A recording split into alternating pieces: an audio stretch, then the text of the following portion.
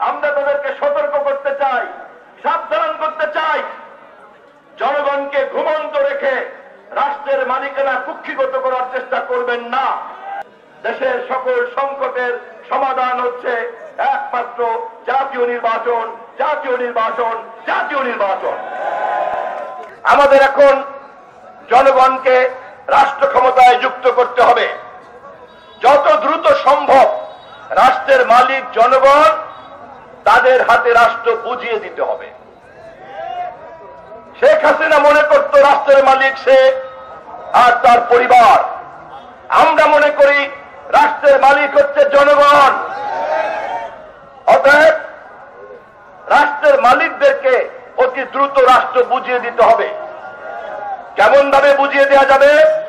যত দ্রুত রাষ্ট্রের মালিকদের কাছে আমি ব্যালট পেপার পৌঁছে দেব, তত দ্রুত রাষ্ট্রের মালিকদের কাছে আমি রাষ্ট্র পৌঁছে দিতে পারব। যারা ভোটের বিলম্ব করতে চান তারা জনগণের কাছে ব্যালট পেপার দিতে চায় না। আমরা তাদেরকে সতর্ক করতে চাই, সাবধান করতে চাই, জনগণকে ঘুমন্ত রেখে রাষ্ট্রের মালিকানা কুক্ষিগত করার চেষ্টা করবেন না। দেশের সকল সংকটের সমাধান হচ্ছে একমাত্র জাতীয় নির্বাচন, জাতীয় নির্বাচন, জাতীয় নির্বাচন। এই জাতীয় নির্বাচনে জনগণ যাতে অবাধে ভোট দিতে পারে তার জন্য সংস্কার দরকার। যারা ভোটের বিলম্ব করতে চান তারা জনগণের কাছে ব্যালট পেপার দিতে চায় না। আমরা তাদেরকে সতর্ক করতে চাই, সাবধান করতে চাই, জনগণকে ঘুমন্ত রেখে রাষ্ট্রের মালিকানা কুক্ষিগত করার চেষ্টা করবেন না। দেশের সকল সংকটের সমাধান হচ্ছে একমাত্র জাতীয় নির্বাচন, জাতীয় নির্বাচন, জাতীয় নির্বাচন। এই জাতীয় নির্বাচনে জনগণ যাতে অবাধে ভোট দিতে পারে তার জন্য সংস্কার দরকার। আমাদের নেতা নেত্রী এবং সমস্ত জোট, আমাদের নেতা দেশনায়ক তারেক রহমান, আমরা শর্ত দিয়েছি অবাধ নির্বাচনের জন্য যেই জরুরি সংস্কার অবিলম্বে তা করতে হবে।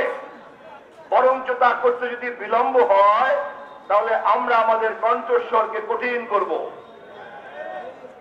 আমরা এই সংস্কারের বিলম্বকে বরদাস্ত করব না।